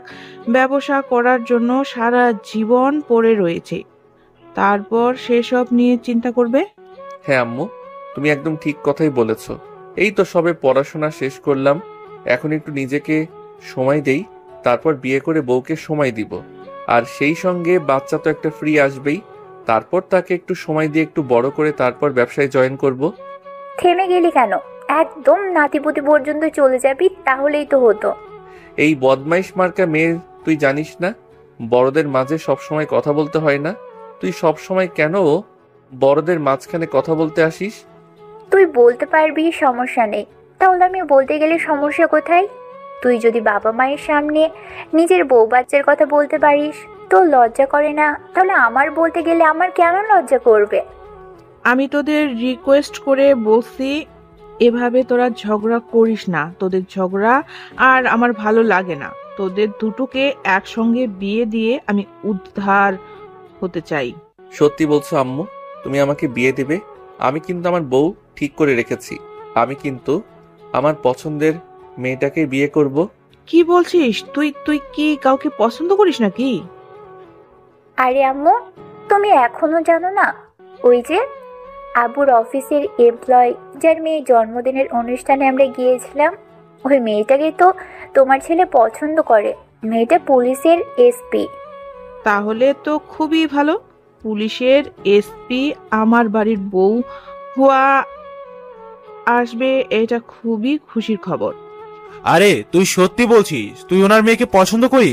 আমিও তো মনে মনে ওই মেয়েটাকে পছন্দ করতাম, কিন্তু সমস্যা মেয়েটা তোর চাইতে বয়সে বড়, তাই তোকে বলবো ওটার সাহস হয়ে ওঠেনি। যাই হোক, এখন যেহেতু জানতে পেরেছি তো ভালোই, আমি আজকে ওনার সঙ্গে কথা বলবো। না আব্বু, একদমই নয়। তুমি এখনই কিছু বলবে না। আমি তো তোমাকে বললাম, এই তো সবেমাত্র পড়াশোনা শেষ করেছি, এখন নিজেকে একটু সময় দিতে চাই। আর একটা কথা, বিয়ের আগে যদি বউয়ের সঙ্গে একটু প্রেম, রোমান্স এগুলো করতে নাই পারি, তাহলে কি হয়? আরে প্রেম টেম ওইসব বিয়ের পরে করবি। এত ভালো একটা মেয়েকে আমার বাড়ির বউ করতে পারবো, এটা তো আমার সৌভাগ্যের ব্যাপার। কিন্তু সময় নিতে গিয়ে যদি পাখিটা উড়ে পালিয়ে যায়, তখন কি করবি? সেরকম কিছুই হবে না আব্বু। আমার বউটা কখনোই আমাকে ঠকিয়ে অন্য কাউকে বিয়ে করবে না। তুমি একদম নিশ্চিন্তে থাকতে পারো। আমার বউ সারা জীবন শুধু আমারই থাকবে। আচ্ছা ঠিক আছে, যা, তোকে সময় দিলাম। 1 বছর নিজেকে সময় দে। আর প্রেম কর নেহার সঙ্গে, সম্পর্কটা ভালো করে নে, তারপর তোদের দুজনের বিয়ে দিয়ে দিব। ঠিক আছে আম্মু, থ্যাংক ইউ সো মাচ। এই কথা বলে নিজের রুমে চলে আসলো আর মোবাইল নিয়ে গল্প লিখতে বসে গেল। কারণ এখন আপাতত তার হাতে আর কোনো কাজ নেই, শুধু গল্প লেখা ছাড়া। লিখতে লিখতে কখন যে রাত হয়ে গেল সেটা তার খেয়ালই ছিল না। তখনই হঠাৎ তার নেহার কথা মনে পড়লো, তাই সেই মোবাইল বের করে নেহার নাম্বারে ফোন দিল। আসসালামু আলাইকুম, কে বলছেন? আর এত রাতে কেন ফোন করেছেন? কোনো ইমার্জেন্সি কেস আছে নাকি? কেসটা তো খুবই ইমার্জেন্সি, কিন্তু ম্যাডাম সমস্যা হলো আপনি যে নিজের জামাইকে চিনতে পারেন না, সেটাই। মানে কি? আপনি কাকে ফোন করেছেন? আমি তো সেটাই বুঝতে পারছি না। আমি তোমার জামাই বলছি গো। এবার নিশ্চয়ই চিনতে পেরেছো। ও, এতক্ষণে বুঝতে পেরেছি তুই কেন এত রাতে ফোন করেছিস। আর তাছাড়া তুই আমার নাম্বার কোথায় পেলি? নাম্বার আবার কোথায় পাবো? এই তো শ্বশুর মশাইয়ের কাছে এই নাম্বার পেয়েছি। তোমার সঙ্গে ফোনে কথা বলতে পারি না, তাই শ্বশুর মশাইকে ফোন দিয়ে বললাম তোমার নাম্বারটা একটু দেওয়ার জন্য। তাই শ্বশুর মশাই কোনো প্রশ্ন ছাড়াই দিয়ে দিল। ও আচ্ছা, এই ব্যাপার। ঠিক আছে, এখন তুই আমাকে এটা বল যে তুই আমাকে কেন ফোন করেছিস। আচ্ছা, তুমি সব সময় এমন কেন করো বলো তো? বউয়ের কাছে মানুষ কেন ফোন করে? একটু প্রেম করতে, ভালোভাবে একটু কথা বলতে, ভালোবাসার আদান প্রদান করতে, তাই তো? কিন্তু তুমি তো আমাকে তার কিছুই করতে দাও না। তোর ভালোবাসা তোর পকেটে রাখ, তোর ভালোবাসার গুষ্টি কিলাই। তুই কখনো আমাকে ফোন করবি না। ভালোবাসা তো মনে রাখার জিনিস, সেটা পকেটে কেন রাখতে যাব? আর আমার গোষ্ঠী কত বড় সেটা তুমি জানো।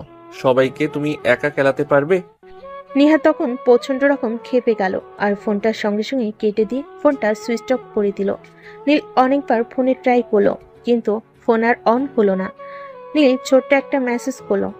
একটা মেয়েকে সবচাইতে বেশি সুন্দর কখন লাগে জানো? সে যখন কান্না করে আর যখন সে রেগে যায়। কিন্তু তুমি তো সবসময় রেগে থাকো। এভাবে সবসময় রাগ করে থাকতে হয় না, মাঝে মধ্যে একটু হাসি খুশি থাকতে হয়, তাহলেই ভালো লাগে। বুঝতে পেরেছো? নিজেকে কেন তুমি এরকম রসকসহীন করে তুলেছো? জীবনটা উপভোগ করো। জীবনটা উপভোগ করবার জন্য সকালবেলা ঘুম থেকে উঠে ফোনটা অন করতেই এই মেসেজটা নেহার চোখে পড়লো। তার মেজাজ এতটাই খারাপ হয়ে গেল যে সঙ্গে সঙ্গে সে মোবাইলটা থেকে সিমটা খুলে সিমটা ভেঙে ফেললো।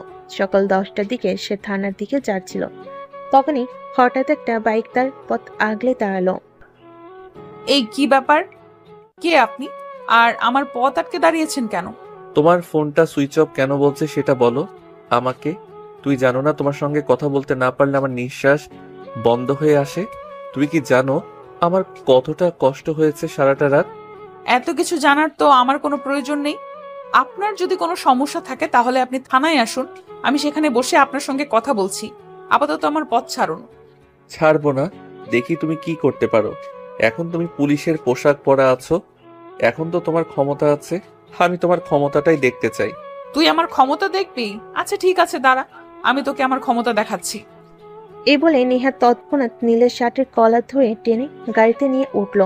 আর তারপর এক হাতে গাড়ির ড্রাইভ আর অন্য হাতে নীলের শার্টের কলার ধরে রাখলো। আরে জান পাখি, আমি তোমাকে ছেড়ে কোথাও যাব না। তুমি আমার গলাটা ছেড়ে গাড়ি ড্রাইভ করো, তা না হলে কিন্তু গাড়ি উল্টে গিয়ে খাদে পড়ে যাবে। গেলে যাক, তাতে আমার কি? মরলে তুই মরবি। আমি মরে গেলে তো তুমি বিধবা হয়ে যাবে। তুমি কি চাও বিয়ের আগে বিধবা হতে? এই, তোর মুখটা বন্ধ করে এখানে বসে থাক, না হলে কিন্তু আমি সত্যি সত্যি গাড়িটা খাদে ফেলে দেব আর তোকে মেরে ফেলবো। নীল তখন আর কোনো কথাই বলল না, চুপচাপ গাড়িতে বসে রইল। কারণ সে খুব ভালো করে জানে নেহা রেগে গেলে যা ইচ্ছে তাই করতে পারে, তাই চুপ থাকাই ভালো অপশন। নেহা যদি রেগে গিয়ে গাড়িটাকে খাদে ফেলে দেয় তাহলে নীলের কিছু হয়ে যাবে, সেটা নিয়ে নীল চিন্তা করে না।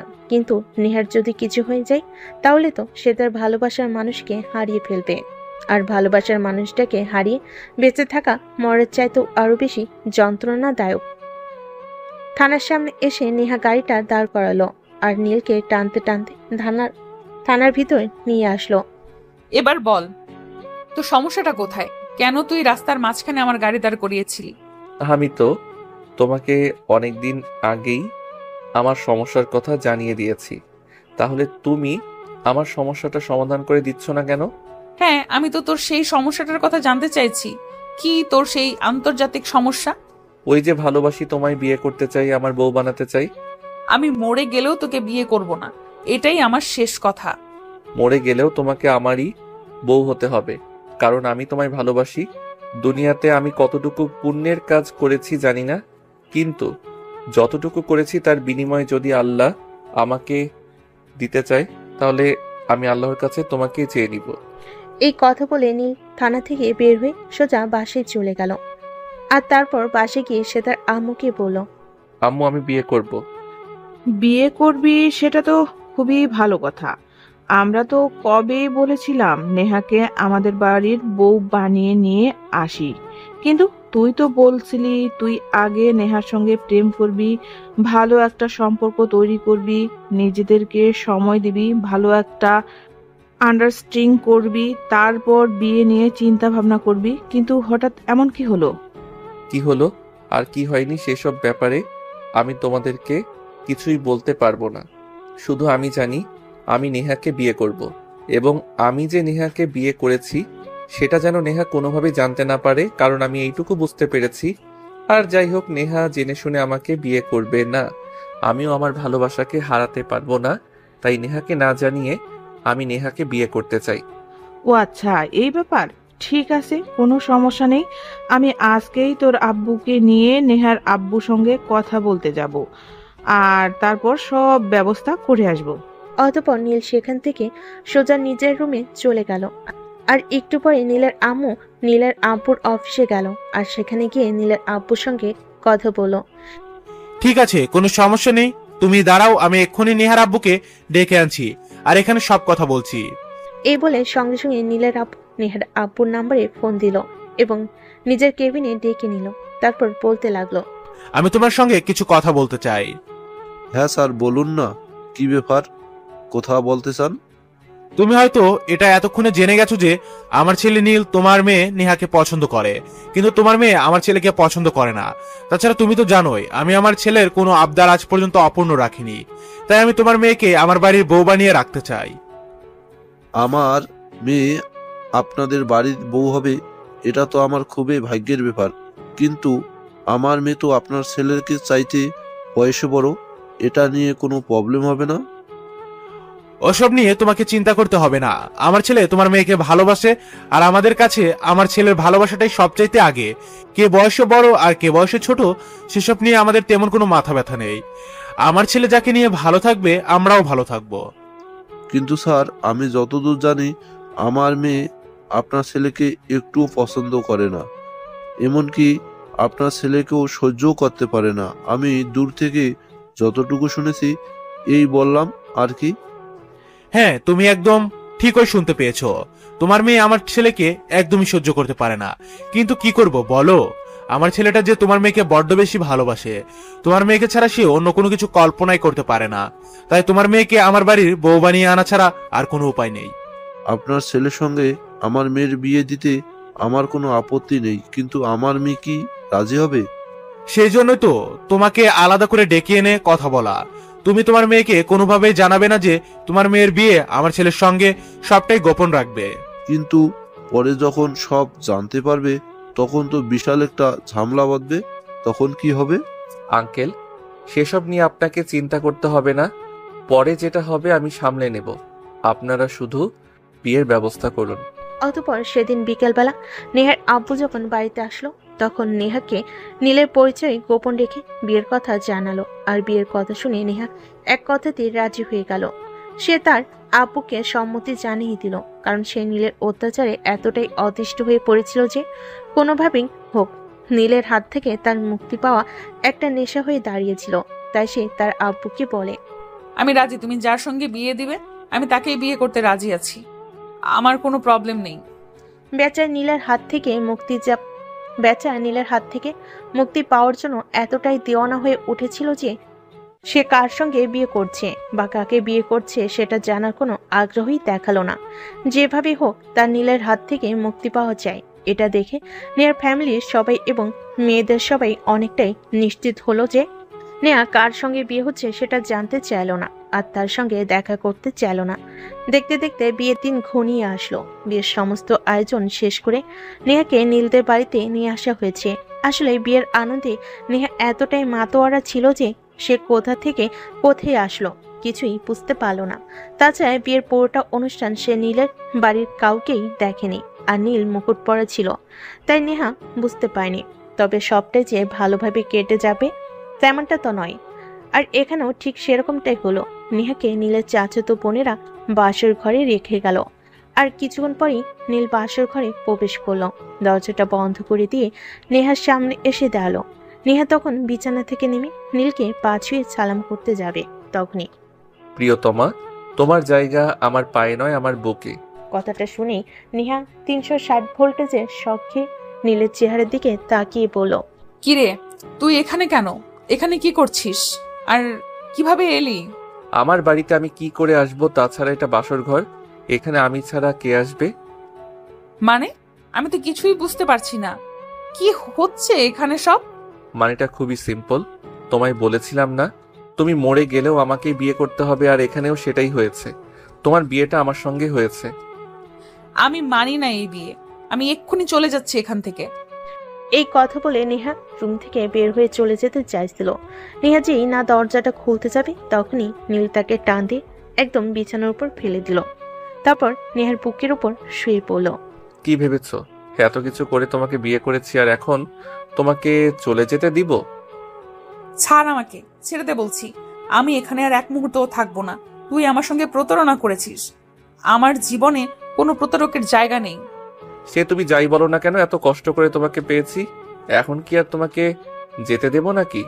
এরপর নীল নেহাকে আর কোনো কথা বলার সুযোগ না দিয়ে তার ঠোঁট দুটো নিজের দখলে নিয়ে নিল, আর ভালোবাসার উষ্ণতায় নেহাকে উষ্ণিত করতে থাকলো। নেহা নীলের থেকে নিজেকে ছাড়িয়ে নেওয়ার জন্য অনেক চেষ্টা করছিল, কিন্তু কোনোভাবেই পেরে উঠছিল না। অপরদিকে নিজের সমস্তটা উজাড় করে নেহাকে তার ভালোবাসার পরিপূর্ণতা দিতে শুরু করলো। উফ ভিউয়ার্স, আপনার এখনো রয়ে গেছেন? আরে ভাই, লোকের বাসরে এইভাবেই দেখতে হয় না। তাদের বন্ধ করে গল্পটা না হয় তাদের বন্ধ দরজার পেছনেই থাক। সবাই ভালো থাকুন।